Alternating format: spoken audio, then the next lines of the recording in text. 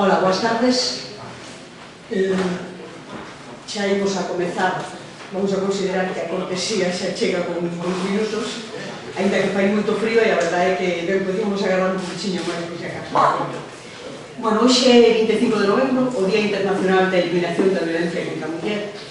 Este día que foi aprobado así con este título pola Asamblea Xeral das Nacións Unidas en 1999, tivo un antecedente, por decirlo de alguma maneira, porque xa fora en 1981, cando no primeiro encuentro feminista de Latinoamérica e del Caribe, que se celebrara en Bogotá, se marcara justamente este día como Día Internacional de Non Violencia contra as Mujeres, lembrando a data do asesinato das irmás Mirabal na República Dominicana. Estas mulleres, que eran tres mulleres, Minerva, María Teresa e Patria Mirabal, uns nombres realmente unha sonoridade especial, pois justamente estas tres mulleres foran asesinadas pola policía secreta do dictador Rafael Leónidas Trujillo. Eran activistas a favor da democracia contra a ditadura, contra esa ditadura que durara entre 1930 e 1961. Justamente o dictador non lle perdonaba a ninguén, pero moito menos que ninguén lle podía perdonar a tres mulleres de boa familia, as tres irmás, que se declararan abertamente contra él. Tres mulleres que ademais unha delas fora a primeira muller que conducira un coche na República Dominicana, que tiña o carné de conducir, ademais era un 4x4, un coche que parecía un pouco adecuado para unha señorita fina.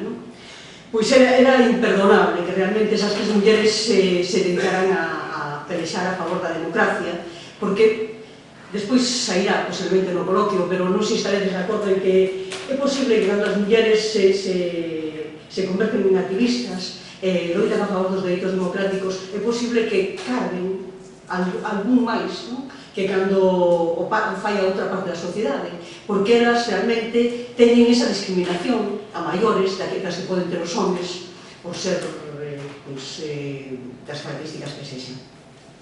Entón, esas mulleres foron asesinadas o 25 de novembro de 1960, e quiso celebrar ese día no que tres mulleres foran asesinadas, claramente tamén polo feito de ser mulleres, por non perdonarlle esa característica, ese ser, esa maneira de estar no mundo diferente. Pois ben, é unha historia que é interesante lembrar, que ademais a ONU pide que se lembre e que en todas as organizacións, institucións, asociacións se intente recordar ese día como un día de loita a favor das mulleres e en contra da violencia que se exerce contra elas. E nós, claro está, o Ateneo está tamén aí hoxe celebrando este día. É certo que hai ao mesmo tempo manifestación, unha serie de actos noutros lugares, pero non podía pasar o Ateneo, que é unha organización cívica, unha asociación de debate, de cultura, de arte, de ciencia, non podía pasar sin aproveitar o feito de que justamente coincidira un luns do Ateneo con este 25 de novembro.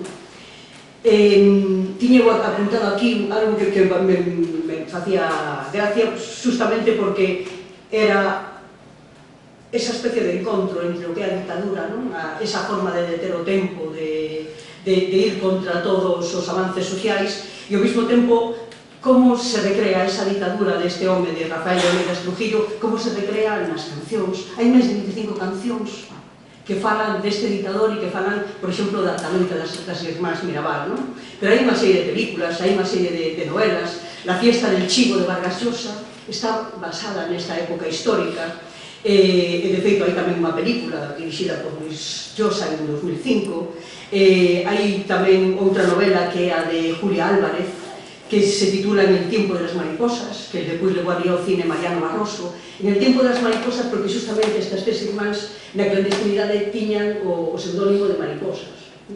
Estas tres mulleres, María Teresa, Minerva e Patria Mirabal.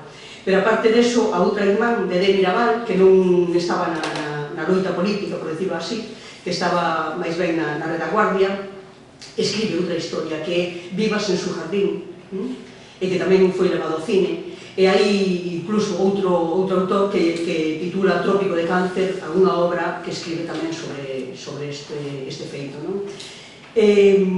Incluso había que recordar que o dictador, que pensou que acababa dunha vez, que eliminando estas tres mulleres se quitaba un gran problema de encima, e o que fai é que justamente un ano máis tarde cae el. E cae el, en parte tamén, por este feito internacional, reconocido a nivel internacional, de un asesinato desta magnitude, non? Pois ben, nada máis, xa únicamente comentarvos que o Secretariado Xeral da ONU tamén fala neste momento dunha campaña que lle chama Únete para por fin a violencia contra as mulleres e que en algún caso se cita como do lila ou laranxa para propor pintar o mundo de laranxa en 16 días, é dicir, que empezaríamos hoxe, no que moita xente leva o lazo lila, e continuaríamos con unha prenda ou algo de color laranxa ata o día 10 de decembro, farían 16 días, en que é o Día dos Dereitos Humanos. Por lo tanto, 16 días nos que de alguma maneira mostraríamos a nosa forma de estar en contra da violencia que se exerce contra as mulleres, en contra de todas as violencias, pero esta, justamente, é unha violencia que durante moito tempo foi unha violencia silenciada, anónima casi, moitas veces porque se desenvolvía dentro do que era o espacio privado e todo o demais, pois aí está. Así que nada, eu simplemente congratularme de que hoxe estemos aquí celebrando este día, e a pesar de que o título da conferencia tiña razón Xosé Ramón, que podemos buscar un título un pouco máis chamativo, pero bueno, tratábase de celebrar este día e, por tanto, moitas gracias porque estedes aquí, e moitas gracias a Marisa, que vai a presentar a feria. Estamos máis ou menos. Boas noites, tardes, noites, frías e máis frías. 44 mortas, vítimas de violencia de xénero, 5 rapaces, vítimas de o que se chama violencia doméstica, 39 orfos e moitas máis vítimas colaterais. Hai pais, hai nais, hai veciños, hai irmáns. Demasiados mundos mortos, demasiados mundos desaparecidos. A historia das tres irmás, das que nos acaba de falar Pilar, ten unha característica tamén moi importante. O dictador Rafael Leónidas Trujillo encaprichárase por unha desas irmás, e unha desas irmás lle dixo non. Eso tamén abocou o asesinato desta muller que lle dixo non al jefe. Os cadáveres destas mulleres apareceron destrozados no fondo dun precipicio. E para o movimento feminista da República Dominicana, estas mulleres tamén simbolizan a loita por un mundo mellor, máis igualitario e xusto, e a resistencia contra a opresión e os régimes dictatoriais. Ella Baloa é abogada, é membro do Ilustre Colexio de Abogados de Santiago de Compostela, abogados e abogadas, foi militante revolucionaria na súa época estudiantil, participou activamente nos comités abertos da facultade, foi membro dos grupos de mulleres da universidade, é aí onde nos coñecemos, membro da Sociedade da Asociación Galega da Muller, ten participado en numerosísimas conferencias, publica con relativa frecuencia na revista de pensamento feminista Andaina e é membro da Comisión de Xénero do Ilustre Colexio de Abogados e Abogadas de Santiago de Compostela. Os vai a sorprender unha cousa, a súa rapidez a hora de falar. Facedei así. É vehemente. Vai vos encantar.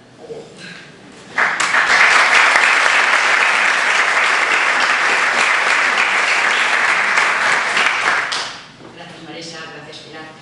Dar expresas gracias ao Ateneo Compostelán polo convite que me fai. E sí, vou intentar falar a modillo. Vamos a ver, cando se fala de violencia de xénero é complicado. É complicado porque eu penso que o primeiro que nos podemos plantexar é cal é a orixe desa violencia. É dicir, de onde ven esa violencia. Eu creo que a discriminación da muller na sociedade representa a primeira forma de explotación existente, incluso antes que a escravitude. Non o digo sin pensar.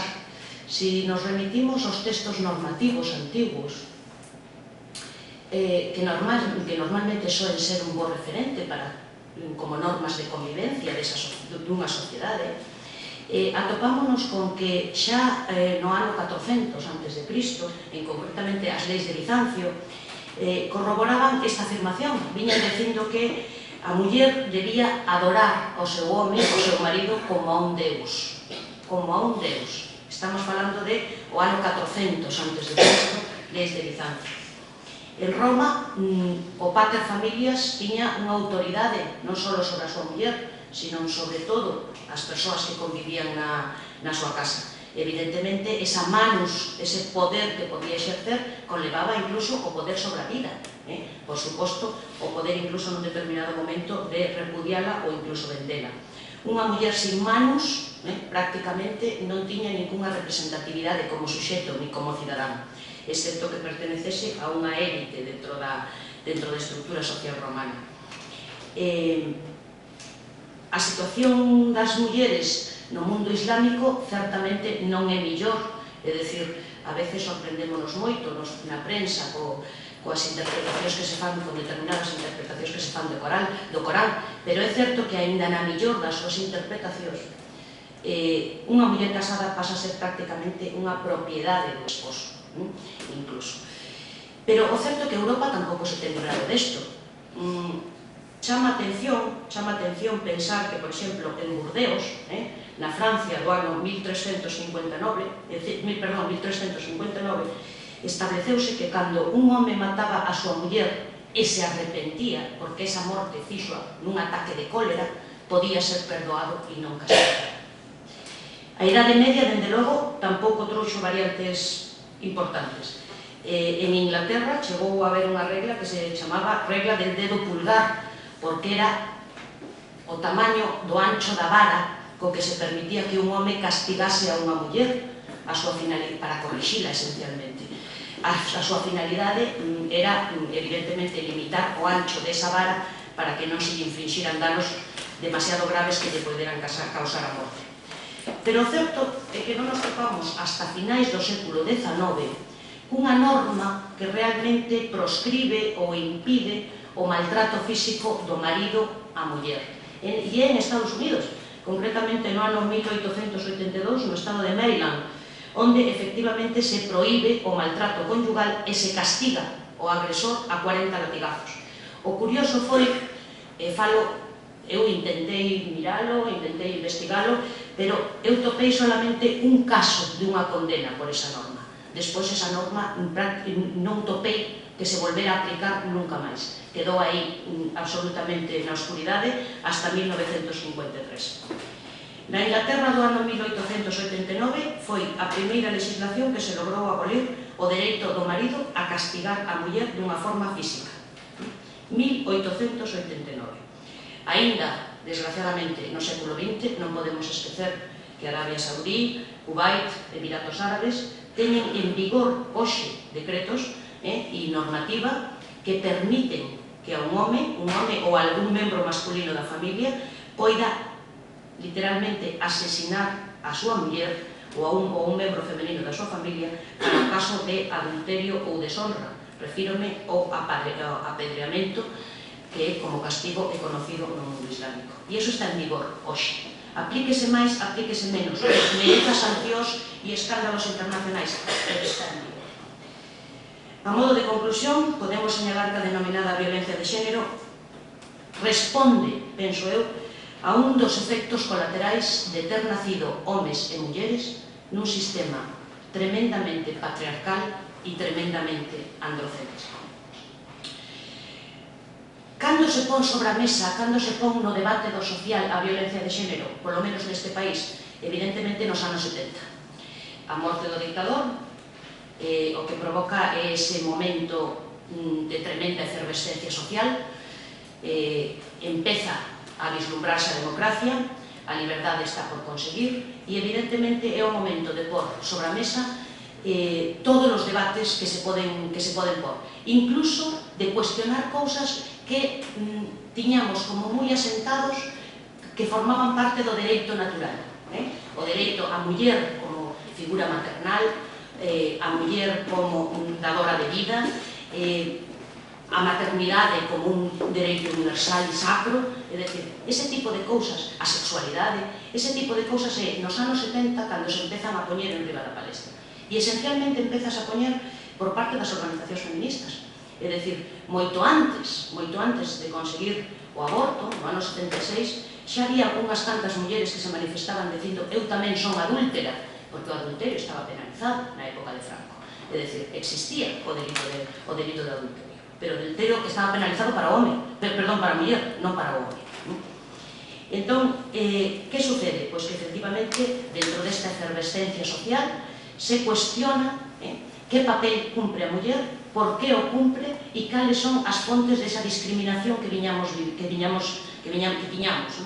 Pénsese que, efectivamente, baixo Franco, as mulleres, evidentemente non nos podíamos divorciar, non existía o divorcio, que se implanta no ano 81 neste país, pero é máis, as mulleres éramos uns seres tutelados, ben baixo a tutela dos nosos pais ou ben baixo a tutela do noso marido.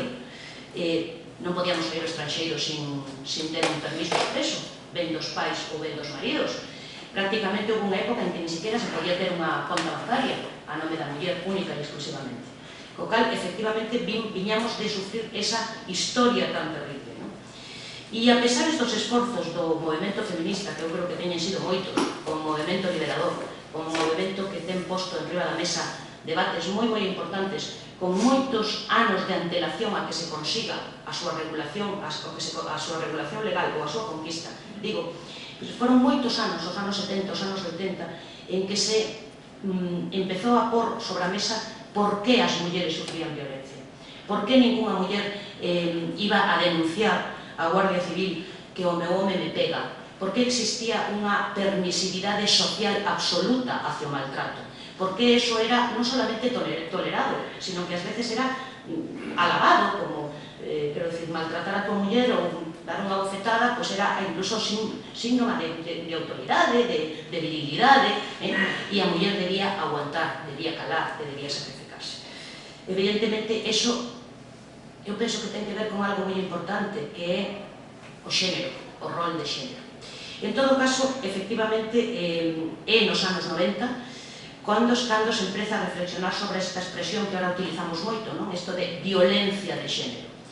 É a partir dos anos 90 cando comeza a consolidarse plenamente o seu emprego, primeiro na Conferencia Mundial dos Dereitos Humanos, no ano 93, e despois na Convención Interamericana para prevenir e sancionar e erradicar a violencia de xénero, ano 94, e por último na Conferencia Mundial de Mulleres de Beijing, no ano 95.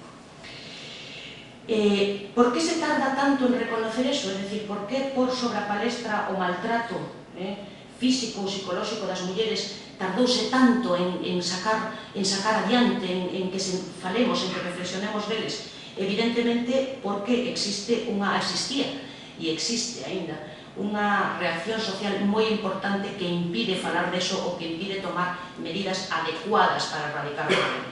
Porque, se reflexionamos sobre a violencia de xénero, seguramente do que estamos reflexionando é sobre os xéneros nesta sociedade e, polo tanto, estamos cuestionando institucións moi básicas da mesma. Por que se comeza a utilizar a expresión violencia de xénero? Eu penso que se trata de diferenciar non violencia contra a muller, porque a violencia contra a muller significaría que a violencia dos homes contra as mulleres. Mentras que a violencia de xénero o que trata é de demostrar que existe un rol, unha identidade, unhas expectativas, unhas supostas identidades falsas que conforman, ao fin e ao cabo, o que son os xéneros. Polo tanto, a unha muller se lle maltrata non como suxeto contrario ao home, se lle maltrata por ser muller, se lle maltrata por pertencer a un xénero, é dicir, a un xénero como unha construcción social, e en ese proceso precisamente de construcción social é onde se adxudican simbólicamente esas expectativas, esos valores que cada cultura atribúe aos seus varóns e ás súas mulleres.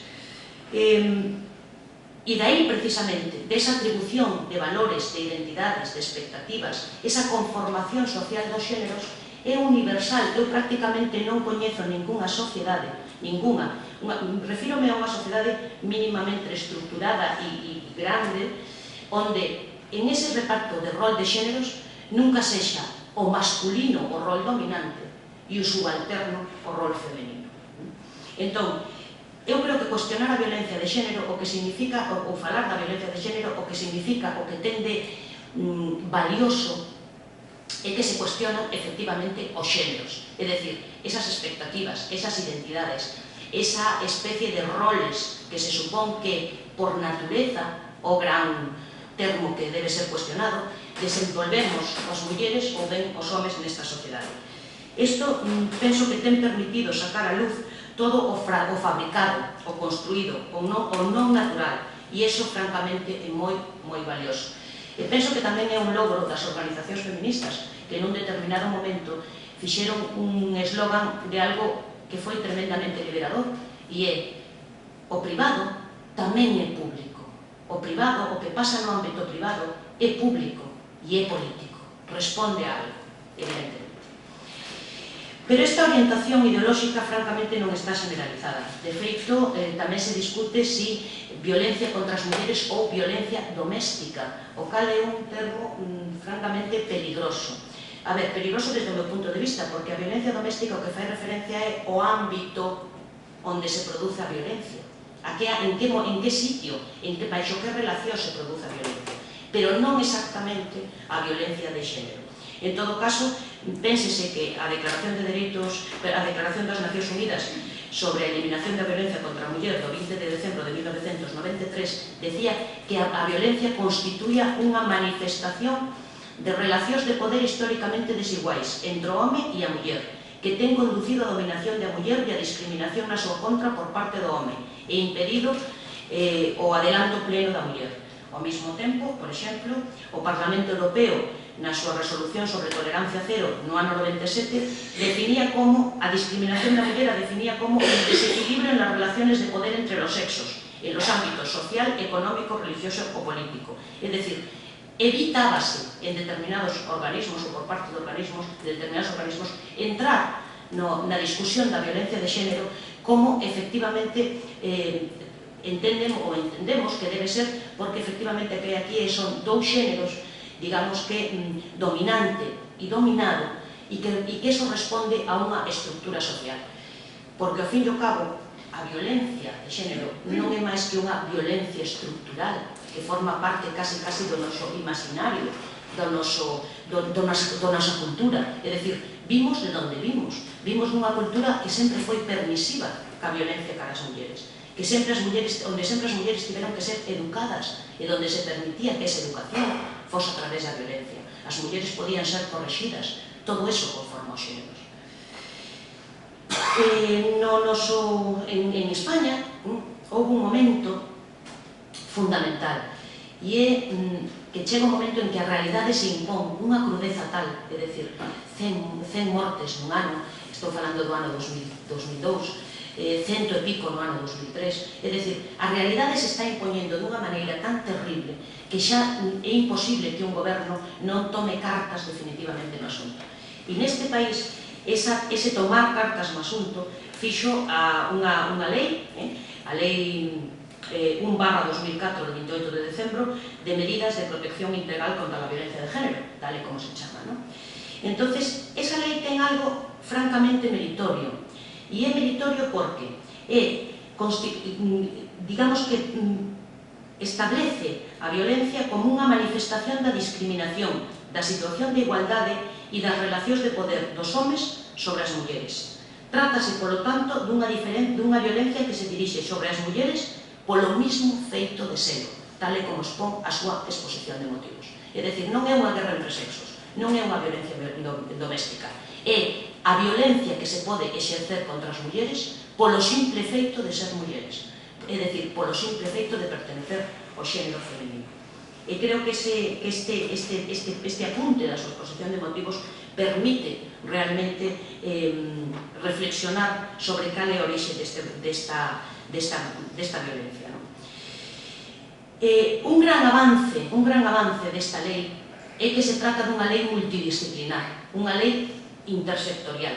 É dicir, non solamente é unha lei que modifica determinados artigos do Código Penal, que despois nomearemos, sino que é unha lei que entra dentro do terreno, por exemplo, sanitario, dentro do terreno da asistencia social, que establece indemnizacións para as víctimas, que establece unha formación integral de xueces, fiscales e policía, que establece tamén mecanismos de control da violencia dentro do ámbito laboral, que abarca e ten importantes avances dentro do sistema educativo, porque efectivamente hai que cambiar.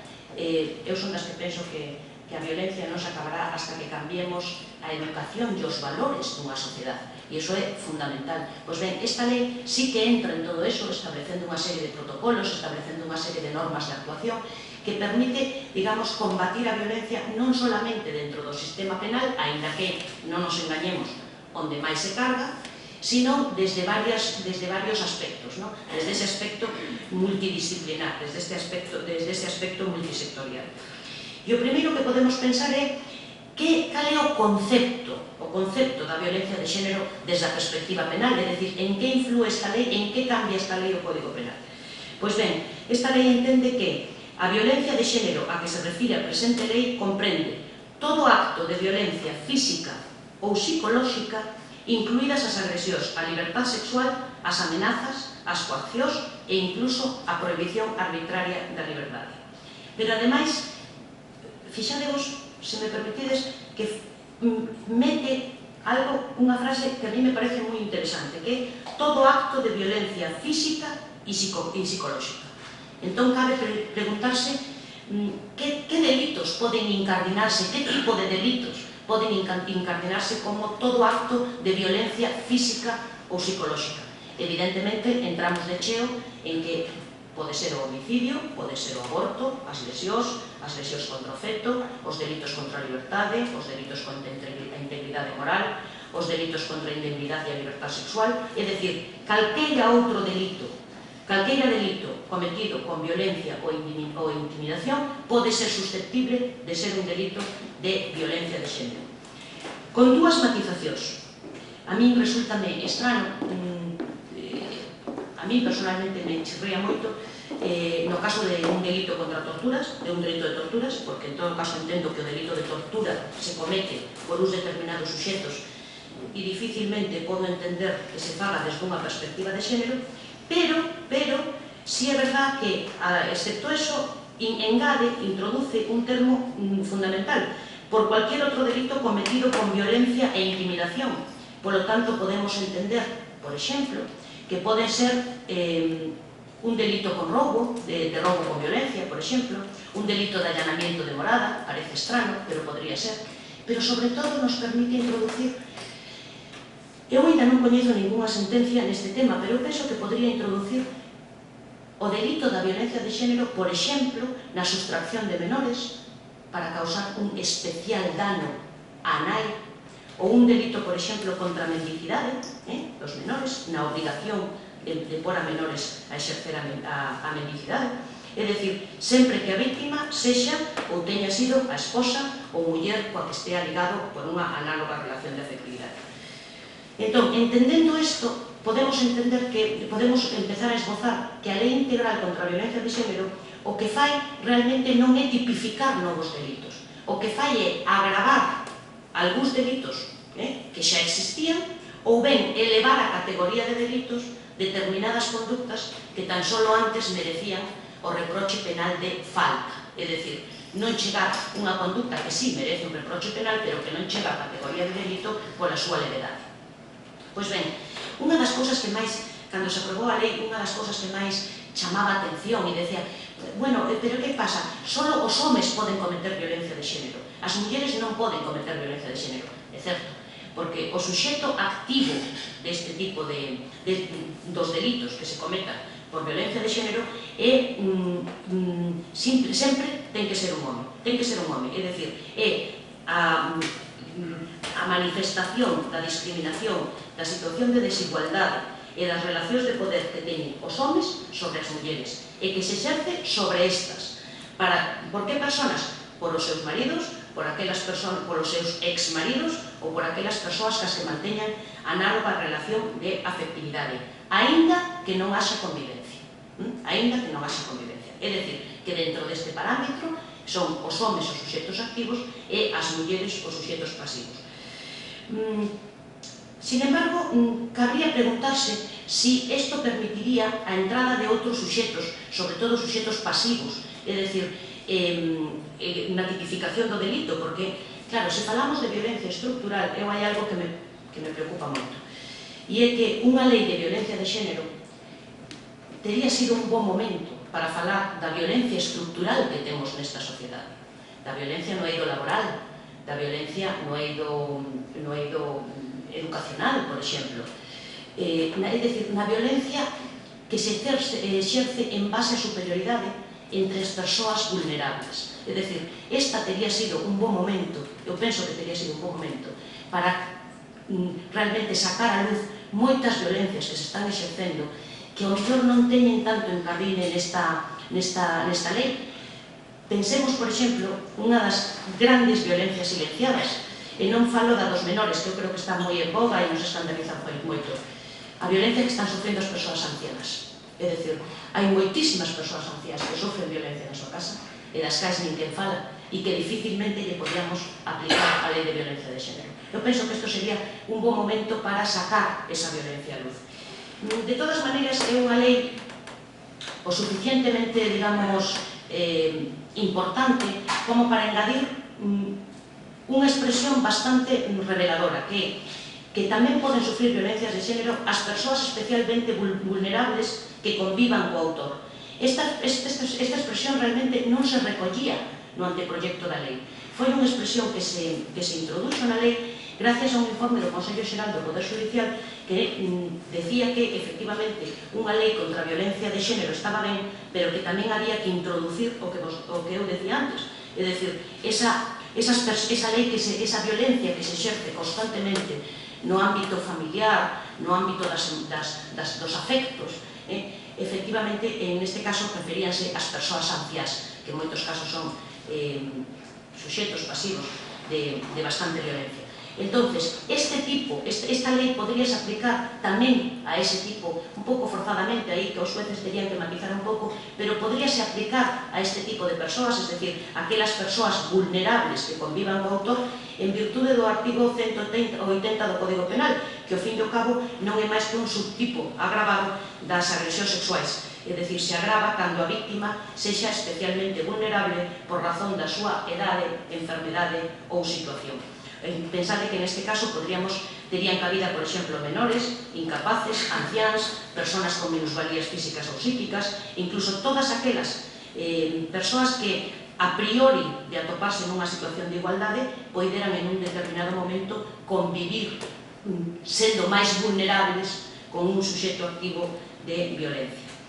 Outra das cousas outro debate que máis suscitou isto, a raíz de que só os homes poden cometer violencia de xénero, de feito, planteouse un recurso de inconstitucionalidade, é que era discriminatorio, porque claro, e se unha muller é violenta, bueno, que se unha muller é violenta e efectivamente exerce a violencia contra a súa parella, non quere decir que isto non sexa sancionado, para iso existe un delito de lesións, un delito de maltrato, simplemente non tería o subtipo agravado da violencia de xénero.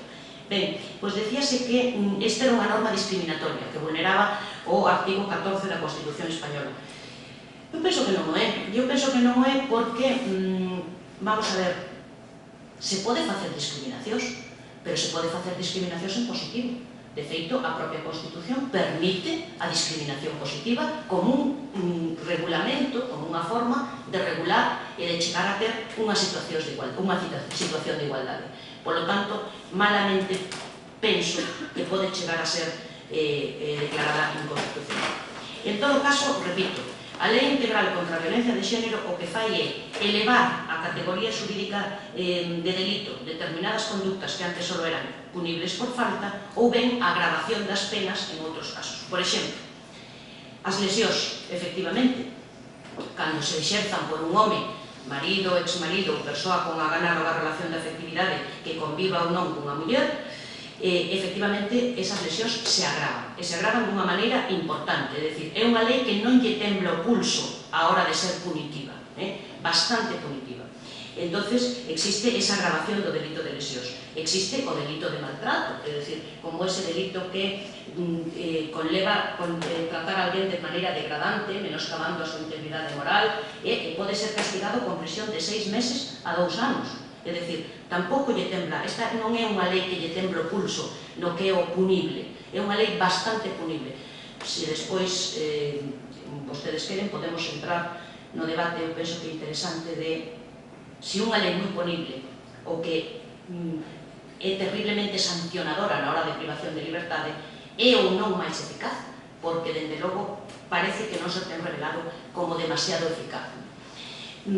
Ao mesmo tempo, pois, eleva a categoría de delito determinar algo que antes era simplemente catalogado como falta, que son as ameazas. É dicir, ameazas leves, sin armas, sin instrumentos peligrosos, cando a víctima, repito, teña sido cónxuxe, excónxuxe ou estuvera ligada análoga á relación de afectividade. Por lo tanto, solamente, incluso as amenazas leves poden chegar a ser delito neste caso. Evidentemente sigue existindo a falta de amenazas. O mesmo pasa coas coaccións, é dicir, ese trato humillante, degradante, obligar a alguén a facer algo que non quere, efectivamente pasa a ser agravado. E estamos falando, o que eu decía, de que non é esta lei pacata, co tema prisión, co tema privación de liberdade. Estamos falando de pena de prisión de 6 meses a 2 anos, de 3 anos, de lesións, un subtipo agravado que pode dar lugar sin ningún problema a 4 anos tranquilamente. É dicir, non lle treme a lei a hora de ser punitiva, non? Entón, ademais, existe unha cousa moi importante nesta lei, e é que sanciona expresamente o quebrantamento de condena. É dicir, esa persoa que infrinxe a orden de alexamento, por exemplo, como medida cautelar, pois efectivamente, neste caso, ese pasa a ser inmediatamente sancionado. Conleva unha multa de 12 a 24 meses en os casos de quebrantamento cando eles non estuveran privados de liberdade. Quero decir que incluso evita ou pode por bastantes problemas a suspensión, por exemplo, da condena, cousa que é unha posibilidade que se permite. Si se quebranta unha orde de alexamento, inmediatamente podría ir a cadea. É dicir, que neste caso non podemos decir que non sexa unha lei tremendamente punitiva. É unha lei que, ademais, influe directamente na administración penitenciaria, posto que obliga a administración penitenciaria a realizar programas específicos para os internos condenados por os delitos relacionados con condena de xénero, internos que incluso para obter determinados beneficios penitenciarios serán evaluados polas xuntas de tratamento. E, evidentemente, esta lei o que inclúe é algo que sí que é moi novedoso e que está funcionando bastante ben, que é a creación dos xulgados contra a violencia de xénero, dos xulgados contra a violencia sobre a muller. Non é crear unha nova xurisdicción, senón simplemente unha especialización dentro dos xulgados de categoría penal. Neste caso, por exemplo, nós en Santiago temos un xulgado contra a violencia de xénero, que é o xulgado número 3, é dicir, que é o que se ocupa dos casos de violencia de xénero, e que ten competencias francamente elevadas. É un xulgado que instrúe todos os procesos, todos os procedimentos relativos a aborto, homicidio, lesións ao feto, delitos contra a liberdade, delitos contra a integridade moral, contra a integridade sexual, etc., sempre cando interveñe a variable de violencia de xénero.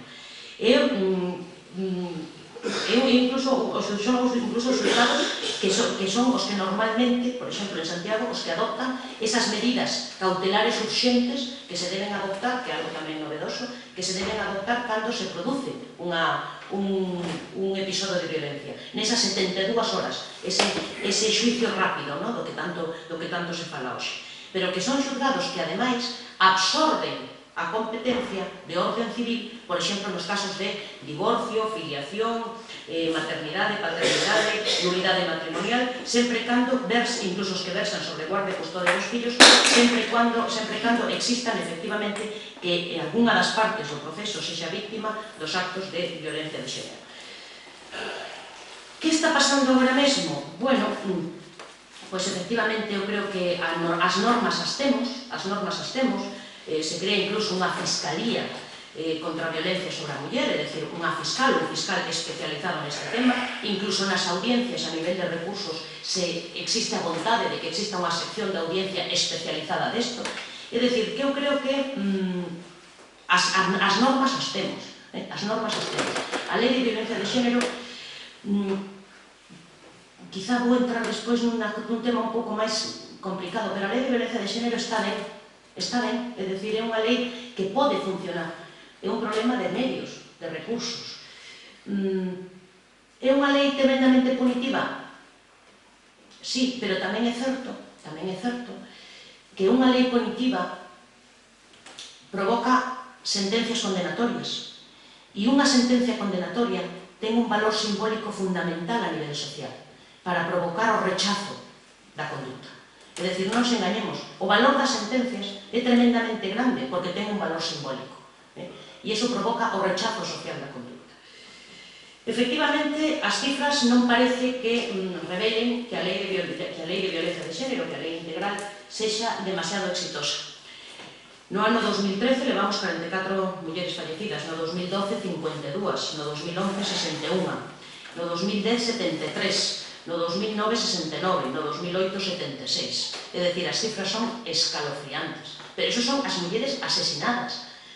Son milleiros as denuncias que hai, milleiros as denuncias que hai por lesións, por maltrato psicolóxico, que eso é terrible, por ataques contra a integridade física, son tremendas, son milleiros, 21.000 e pico de denuncias que se tramitan en este país no que vai de ano. 21.000 e pico de denuncias, francamente é unha cifra espeluznante. Entón, eu penso que cabe pensar que se temos o material normativo suficiente e se francamente, polo menos por parte da Xusticia, eu si creo que se está facendo un esforzo grande para dotar de medios, é dicir, existen os xulgados de violencia, estánse dando órdenes de protección, estáse intentando que polas forzas de seguridade do Estado que se sirva, que se faga un seguimento, que se protexa a esas mulleres. É dicir, esos protocolos estánse cumplindo, na sanidade 3/4 do mismo. O que cabe pensar é por que non vemos maiores éxitos. E en ese caso, e en ese tema, é onde eu creo que é o debate esencial. E é por que a violencia de xénero sigue a ser unha violencia estructural da nosa sociedade, estructural, fondamente arraigada, que evidentemente o feito de ter unha simple norma penal non o vai solucionar. É dicir, a norma penal non vai ir, en este caso, pode ir por diante da sociedade, pero o que temos precisamente é que cuestionar por que aínda non dou esos frutos. Quizás sería desexable que houbera unha legislación, repito, sobre a violencia, efectivamente, pero dentro das relacións humanas, especialmente o que eu chamo relacións humanas a corta distancia, parella, fogar, traballo, institucións, dende premisas non discriminatorias. Por exemplo, unha legislación protectora contra a violencia, como decía antes, que se exerce nesta sociedade contra toda persona que eu considero que pode ser unha persona vulnerable. Quizá cando se poña sobre a mesa todas as violencias que temos consentido, que todas as institucións que hasta fai pouco considerábamos casi sagradas permitiron, quizás cando se fale desa violencia se reflexione por que podamos empezar a crear unha sociedade máis libre. Moitas gracias.